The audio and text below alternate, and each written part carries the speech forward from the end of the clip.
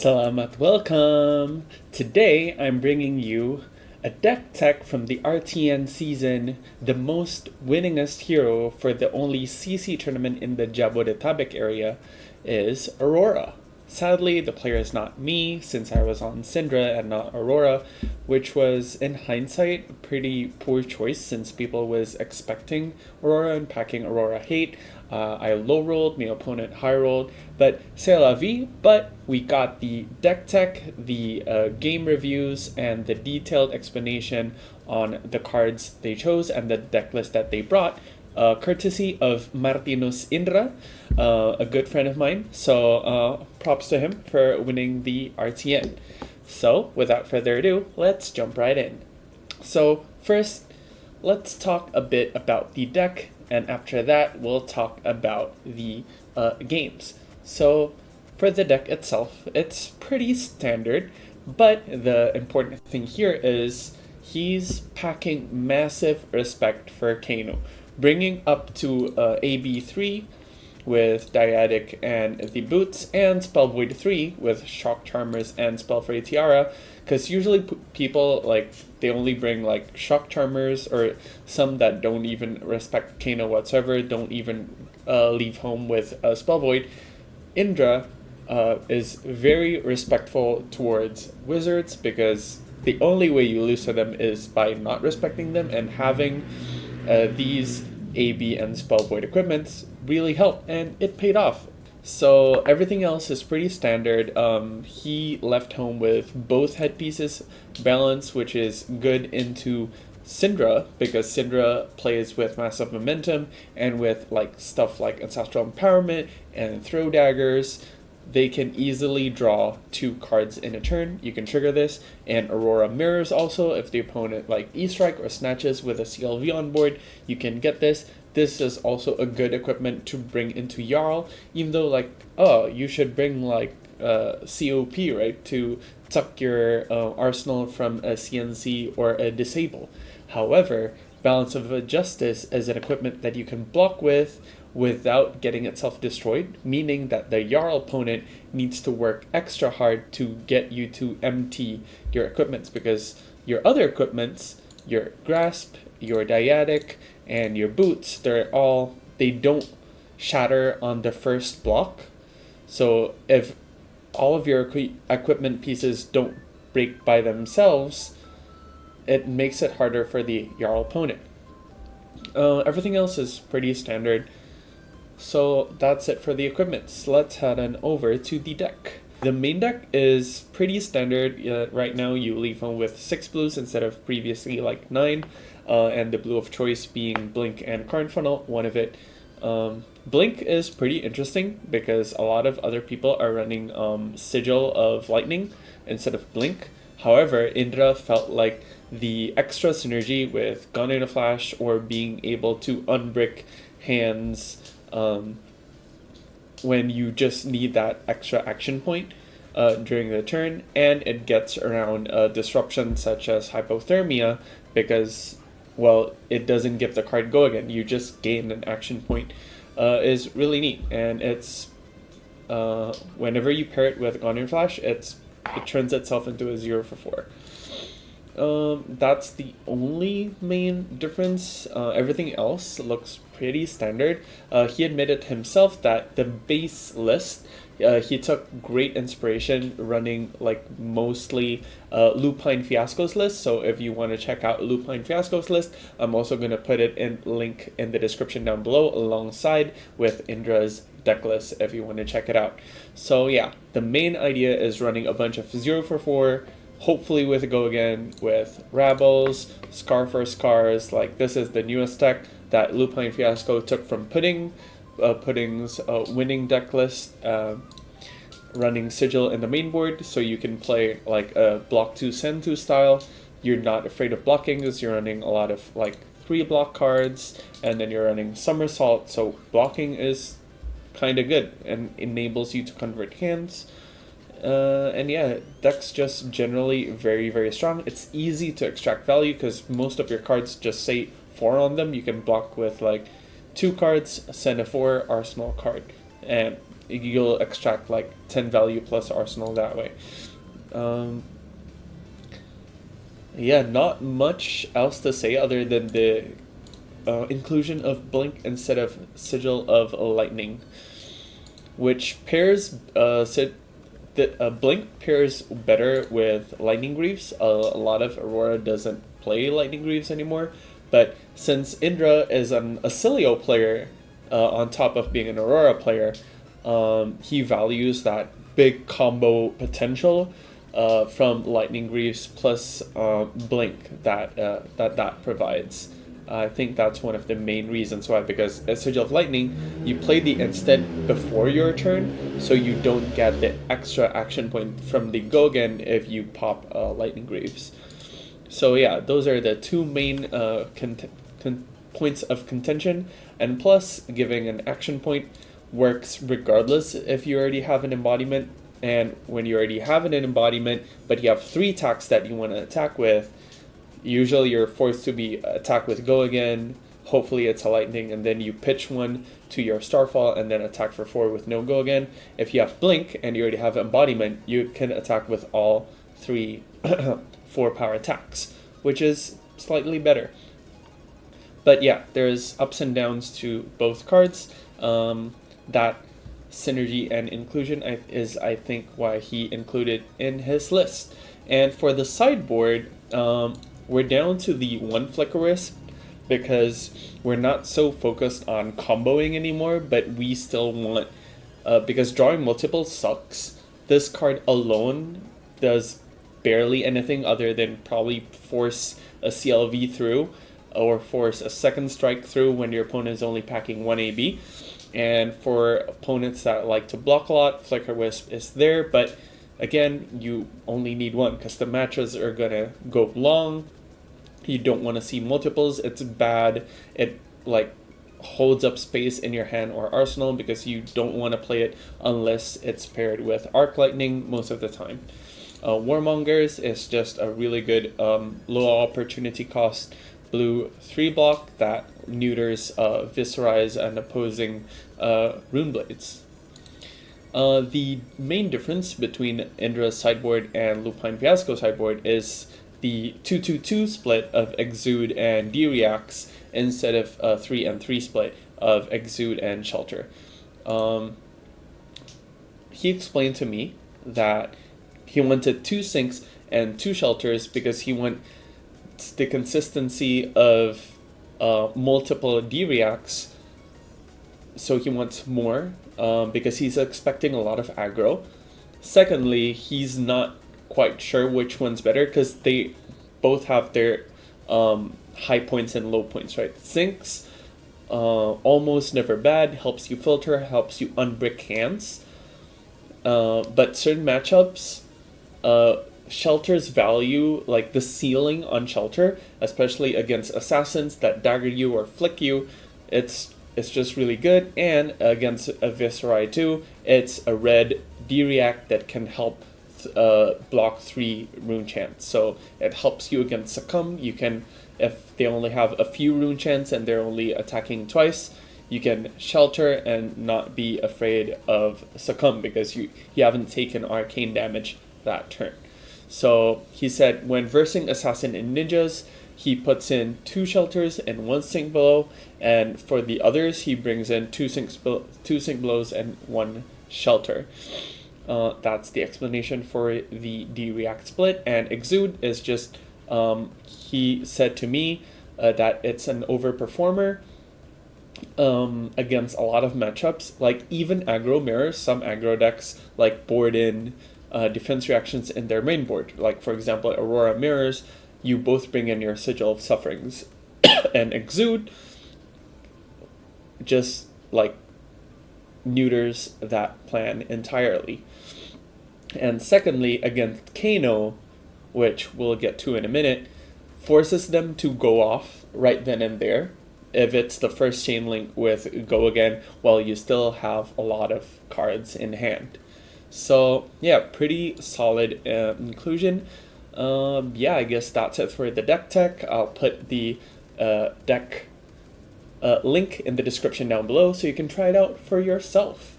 But once again, congratulations to Indra for his winningest deck. Now we're going to go to his match review, how he went 8-0 in this 28 people RTN. So first round, he was against Kano.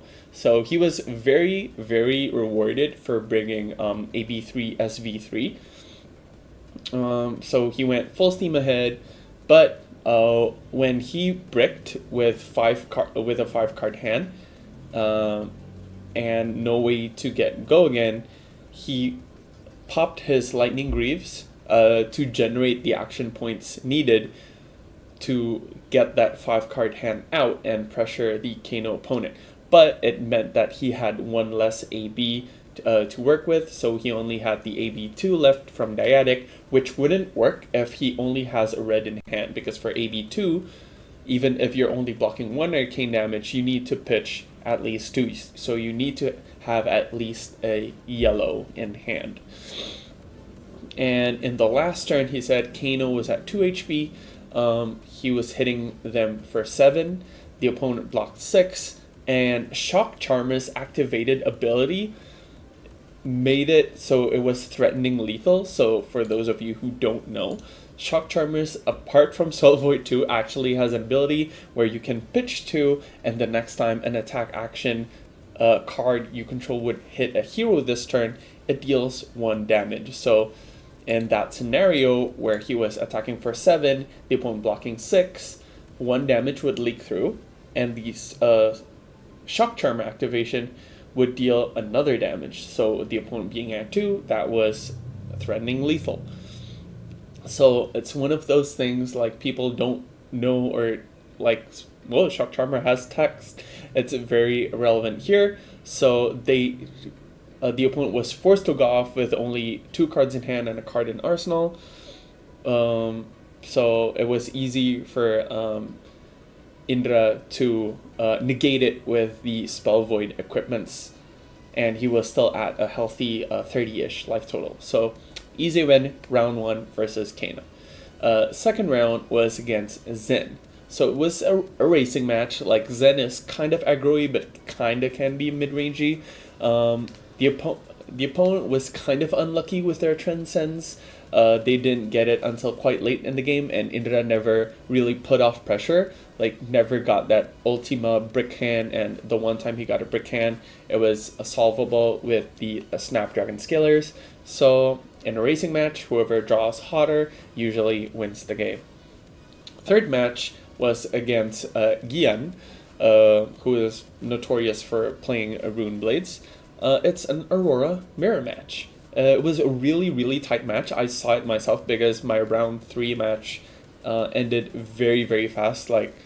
And because it was versus Combo Bolton, and I just got demolished. They drew triple Lumina by turn 3, which I couldn't do anything. So the match was over in under like 10 minutes. So I got to walk around and watch Indra's match myself. And this match was really interesting because there was a decision point for Indra to keep 2 cards but go to 1, or keep 1 card and attack for 4, which wouldn't threaten lethal because the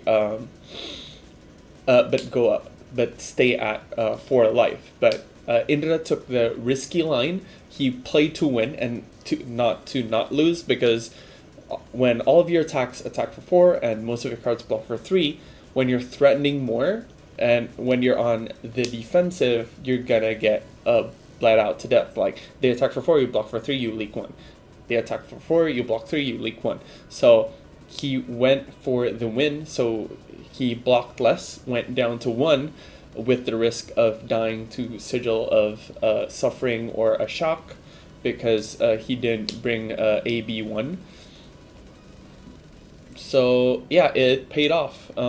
He attacked for 7. The opponent was forced to block with 2 cards to not go too low, and then the opponent apparently didn't have a choice because they had like 2 non-blocking cards, 2 instants they couldn't send back. So the next turn, Indra played with a full hand and won the game. And there was a slight misplay as well where he could have threatened lethal without actually having an attack on board, so it wouldn't have threatened the opponent drawing sigil wouldn't have mattered, but he played in such a way where the opponent could draw a Sigil of Suffering and he would lose, but never punished, and he went 3-0. Next round is against Indra. This is a red line Indra, so I'm pretty sure this was Andreas. So he's quite new to the FAB scene, but he's been a long time trading card game player. I knew him from the Magic days, but the opponent misplayed because they were quite new to the game. They thought the Ancestral Empowerment can target the kunai, and they thought kunai can trigger massive momentum. That blunder meant the opponent was on the back foot, and being in a racing match, whoever stumbles, whoever doesn't draw hot, will lose the game. So Indra's 4-0 at this point, locked for top 8. He's at table 1, and the last match is against Ira. So even though Needles got banned, Ira was still quite hot. You know, a lot of people were still okay with Ira on Kodachis. And this Ira didn't pivot. They didn't play mid-range Ira. They were playing Dagger Ira. So they had up sticks, they had the pick up the point. So whenever the Ira drew Disruption, Indra felt like he was like, oh, this is so annoying, right? Like, Erase Face for 7 or CNC for 7. It's hard to block out. It depends so many cards. Even with Aurora's massive armor suite, you can't. The armor is gonna run out if they keep sending Disruption. But whenever the Dagger Ira draw their pure damage hands, Indra like took it all and just sent back a bigger attack. And Aurora is very good when racing only damage, especially Dagger Ira is running Flick Knives instead of Tiger Stripe Shugo, which meant they had less blocking armor compared to Aurora, which runs a really great fridge of Dyadic and Grasp and a 2-block helmet. So it was a piece of cake. So Indra's at this point 5-0, first seed guaranteed, the only person to clean sweep the Swiss portions of the game. Moving on into the top 8, I want to make a point that at this RTN, how healthy the card meta is, like how many different heroes are viable right now, since we had 8 different heroes in the top 8. Imagine that, 8 different heroes. The pictures of the heroes will be here. I don't quite remember what they are, but yeah, you're gonna see it here, post-edit. So yeah, versus the first match of the top 8 is against Florian. Since he was the highest seed, he gets to choose to go first or second in all of the matches. And versus Florian, he chose to go first and played a lightning card without enabling the Florian to fill out their grave. Just play a lightning that doesn't attack, create an embodiment, arsenal setup. So the Florian was denied putting earth cards in the graveyard. It denied the Florian filtering. So he just hit hard every turn. And at one point, he managed to have 2 channel lightning valleys on the board. But sadly, one of the CLVs got hit by a Summer's Fall, so it got tucked into the bottom of the deck. Indra had Sigil of Suffering, and the opponent no longer has AB. It meant the Sigil of Suffering got so much value, blocking 4, pinging 1, and drawing a card. Imagine if that wasn't a Summer's Fall, he would have drawn 2 cards instead.